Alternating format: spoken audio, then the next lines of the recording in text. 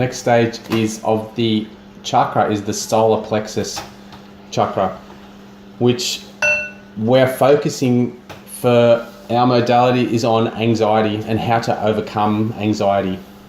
It's one of the most popular search terms on the internet, and much of my work with my clients, and I'm sure Katrina's, is working with people who have either addressed their anxiety issue and want to work through it, or sometimes it's having an anxiety issue and not being aware of it, not having the awareness of it yet, and learning some skills to cope and go through that.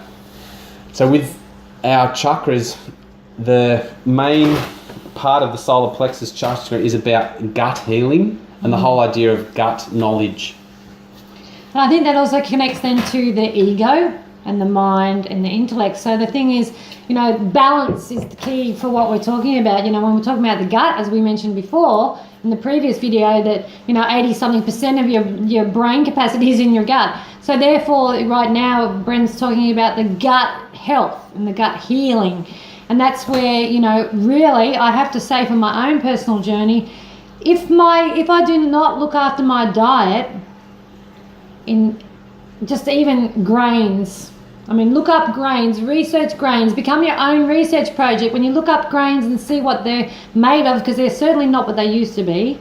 So the key is that we are mindful in the fact that we look at our diet and we get back to the raw. And as much raw and healthy and earth-based stuff is really key to your gut health.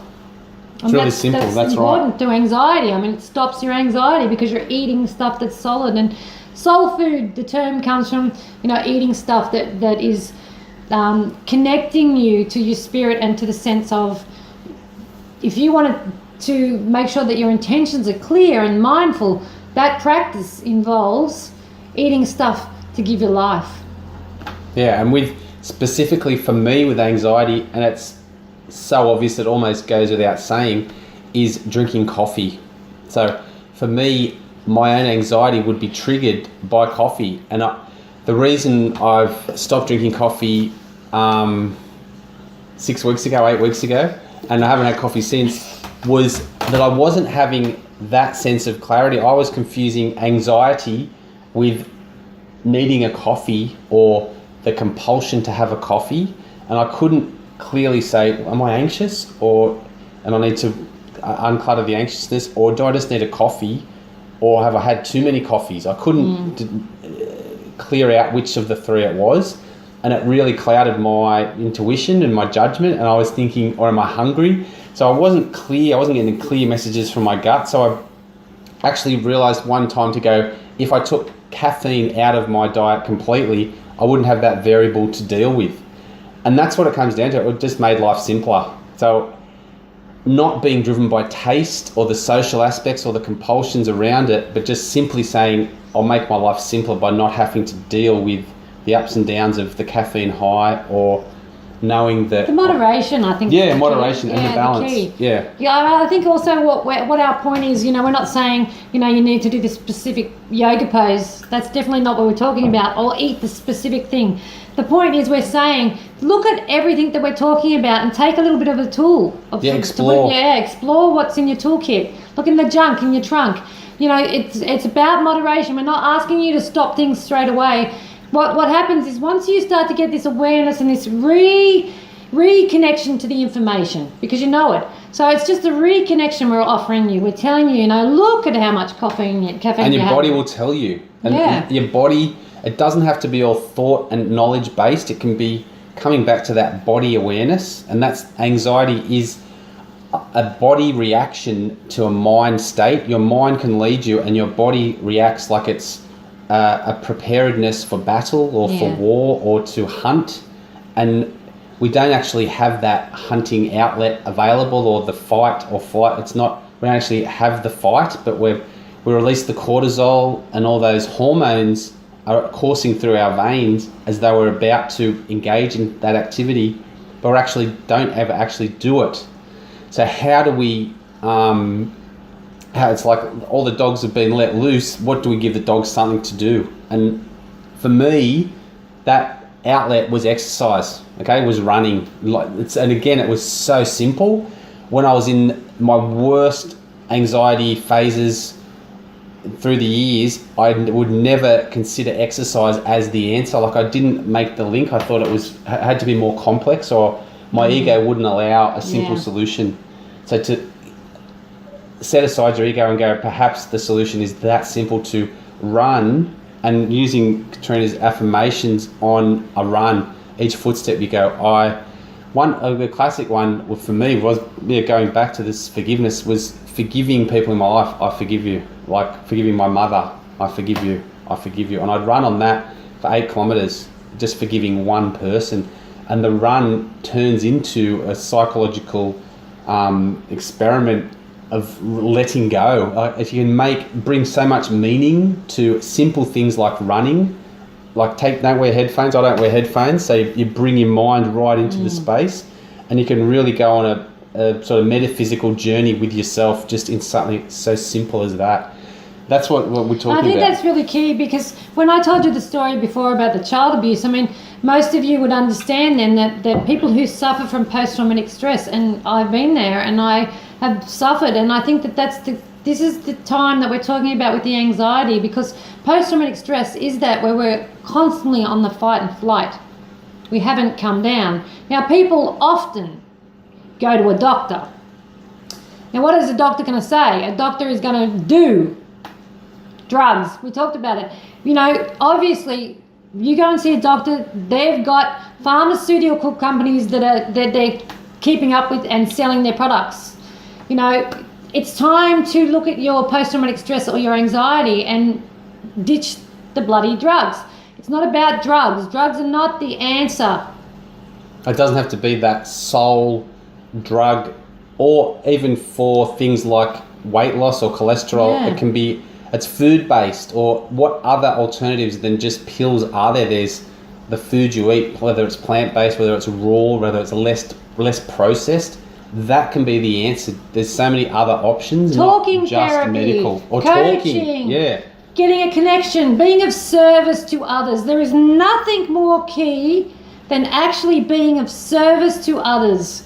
That is where you step out of yourself, and part of this solar plexus energy is about the ego. Oh yeah, now that's it. And the whole point is, when you are of service for nothing, voluntary, to other people, you are then acting in your highest good for others and all those concerned. And the point with that is, ego, leave it outside. You're offering people your service that is compassionate. You're connecting to your inner self, your inner core calm, what settles you. You're seeing people who are needy.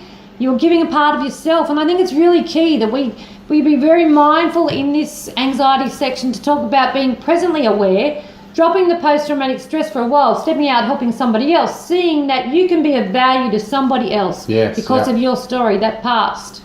You're not going, ruminating in that negativity. This is where you've got to be very mindful with traumas and stuff like that, because of the victim mentality. You can continually carry this on with a group of people who want to hear about your bloody dramas. Yeah, and have that love it tribe mentality, who thrive on the drama. Thriving on the drama. I've got my thing is even the TV gossip mindset of thinking that's relaxation, to watch gossip and drama, like to watch a drama movie or a drama show, is not. It's not where you want to have your downtime learning those skills, like of conflict. And like I remember those daytime soaps, you'd sit there and watch it and go, is that how people react to each other? You watch those things? But is that how people react to each other? And they just don't. It's just it's literally a made up whole story. But people actually do watch them and do those strategies in life, and have the backstabbing and the betrayals and the affairs and all that. And the drama is so unproductive and doesn't lead anywhere. Okay, but it's a way it's a way to heighten the anxiety and bring that intensity. I can't see where it leads. But you're keeping yourself on that track then. Yeah, just in a headspace up so here. you're actually then continuing the drama and the energy zapping stuff. You're allowing your energy to run out and be wasted.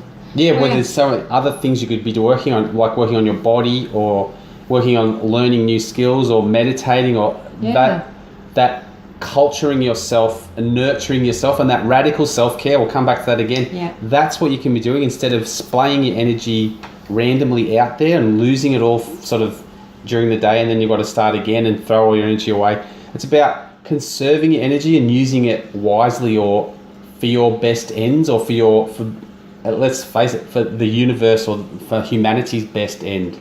And I think that's where we get that concept where we talk about a lot, holding the space for others.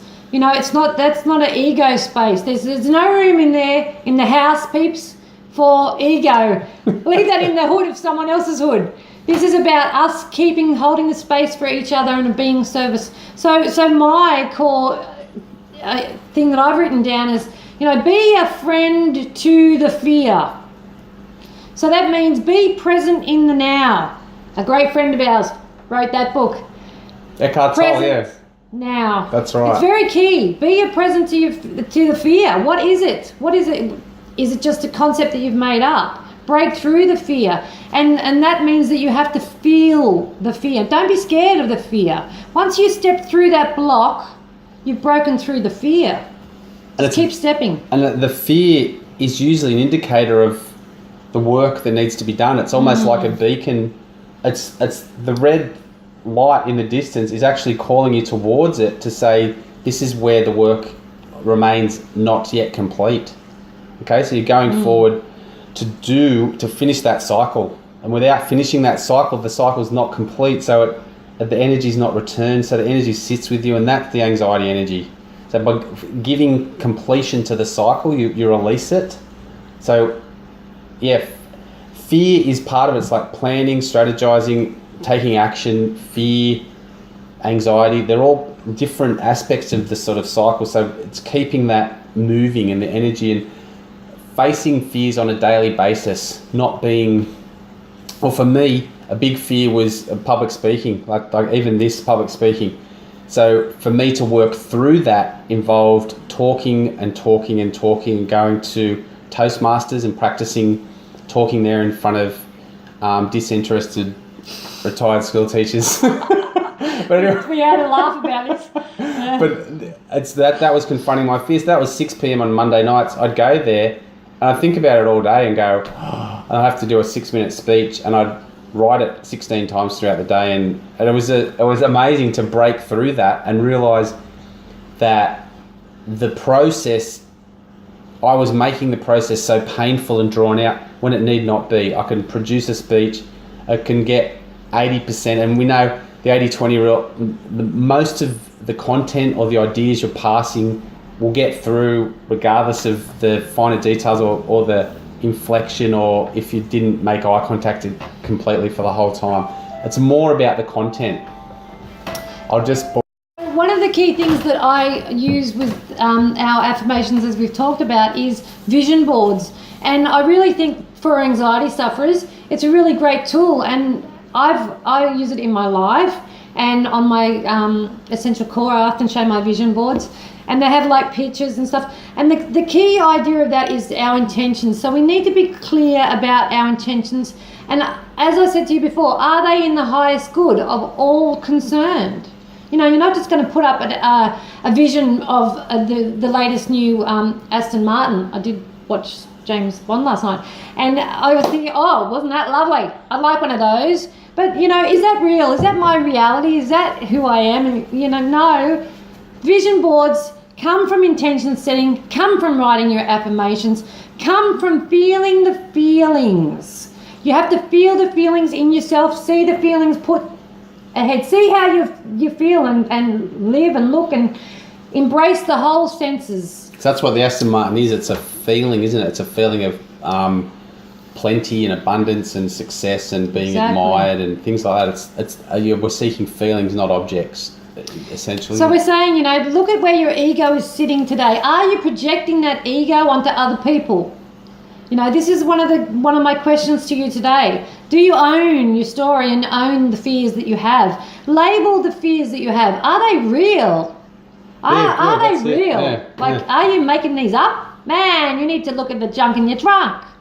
Feel the fears. Are they real? Are you just making them up? And is that true? Because when you actually write them down, you go, well, that fear of the job interview, well, what can happen? I don't get the job. And you go, okay, I'll get another job. Like, it's not ever life or death. Very rarely it is. Or even the fear of the house catching on fire and then burning to death. Even that is not, it's not grounded in reality. So I think,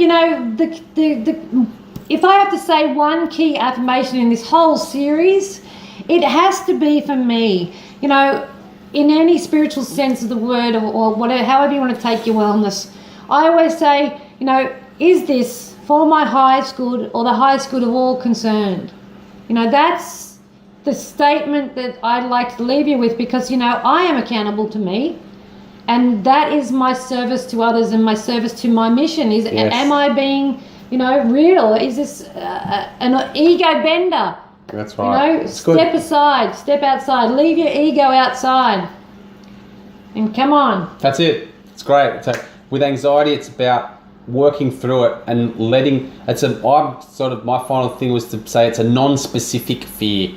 Anxiety, it's like you can't actually put your finger on it. You're guarded and aware, looking out for this non-specific fear. So a way to break it through is to list and specify your fears. As Katrina just said, to specifically list them, and you go, oh, there they are. So it's not a darkness you're afraid of, it's specific things you're afraid of. So out of the darkness, comes the light. Yep. All right. Be the light. Great. We'll see you for the next talk.